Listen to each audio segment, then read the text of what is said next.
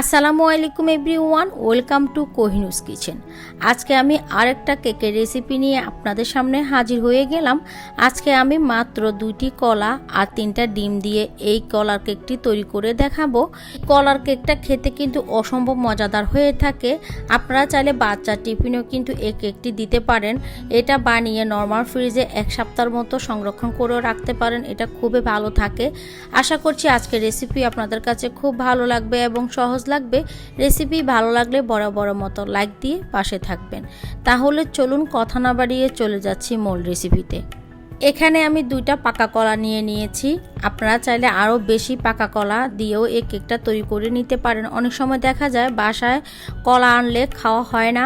যখন কলাগুলোর গায়ের মধ্যে স্পট পড়ে যায় তখন এই কলাগুলো দিয়ে আপনি এই কেকটি তৈরি করে নিতে পারেন। এখানে আমি 2টা কলা নিয়ে নিয়েছি আর নিয়ে নিচ্ছি 3টা ডিম। ডিমগুলো ফ্রিজে থাকলে আধা ঘন্টা আগে বের করে এগুলোকে নর্মাল রুম টেম্পারেচারে করে নিতে হবে। এরপর একটা কাঁটা চামচ দিয়ে আমি কলাটাকে খুব ভালোভাবে ম্যাশ করে নিচ্ছি। কলা ডিম একসাথে খুব ভালোভাবে এটাকে মিক্স করে কিন্তু ম্যাশ করে নিতে হবে। এভাবে কাঁটা চামচ দিয়ে যদি ম্যাশ করতে না চান সেক্ষেত্রে হ্যান্ড ব্লেন্ডার দিয়েও ব্লেন্ড করে নিতে পারেন। তো কলা আর ডিমটাকে খুব ভালোভাবে মিক্স করে আমি ম্যাশ করে নিয়েছি। এখন এটাকে একটা সাইডে রেখে দিচ্ছি। এরপর এখানে 4 টেবিল চামচ পরিমাণ বাটার দিয়ে দিয়েছি। রুম টেম্পারেচারে করে বাটারটা নিতে হবে। 1/4 কাপ দিয়ে দিলাম তেল, 1 কাপ পরিমাণ দিয়ে দিচ্ছি চিনি, হাফ চা চামচ লবণ, 1/4 কাপ দিয়ে দিলাম লিকুইড দুধ। এবার সব কিছু একসঙ্গে খুব ভালোভাবে বিট করে নিতে হবে।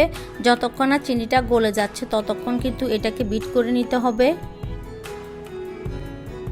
কিছুক্ষণ বিট করা হয়ে গেলে এখন বলের চারপাশে যে ব্যাটারটা উঠে গিয়েছে ওইগুলোকে নামিয়ে নিতে হবে। এখন আবারও বিট করে নিতে হবে যতক্ষণ না চিনিটা খুব ভালোভাবে গলে যাচ্ছে। বিট করতে করতে চিনিটা খুব ভালোভাবে কিন্তু গলে যাবে। এরপরে যে ডিম আর কলাটা ম্যাশ করে রেখেছিলাম ওইটা দিয়ে দিচ্ছি।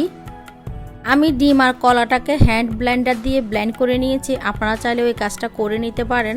এখন এটাকে শুধু 1 মিনিটের মতো বিট করে মিক্স করে নিতে হবে।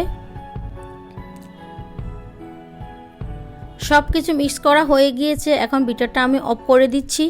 এখন শুকনো উপকরণগুলো মিশিয়ে নিচ্ছি। এখানে আমি 1.5 কাপ ময়দা দিয়ে দিয়েছি। 1 চা চামচ করে আমি বেকিং পাউডার আর বেকিং সোডা নিয়ে নিয়েছি। এই কেকের ক্ষেত্রে কিন্তু বেকিং সোডাটা অবশ্যই দিতে হবে। সব কিছু আবারও খুব ভালোভাবে মিক্স করে নিচ্ছি। মিক্স করা হয়ে গেলে আগের থেকে যে আমরা মিশ্রণটা রেডি করে রেখেছিলাম ওইটার মধ্যে আমি শুকনো উপকরণগুলো ছেলে দিয়ে দিচ্ছি।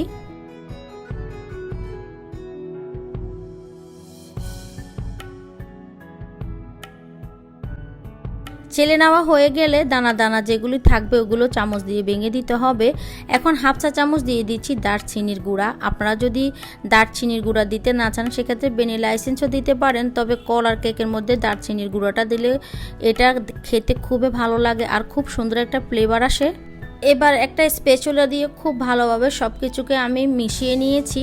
আর দেখতে পাচ্ছেন এরকম স্মুথ একটা ব্যাটার তৈরি করে নিতে হবে, কোনোভাবে যেন দলা দলা না থাকে।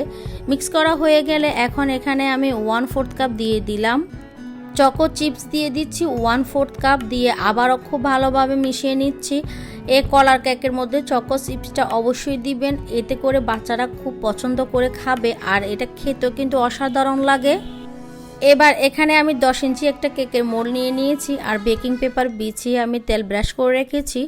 এখন সবগুলো ব্যাটার আমি মোল্ডের মধ্যে ঢেলে দিচ্ছি।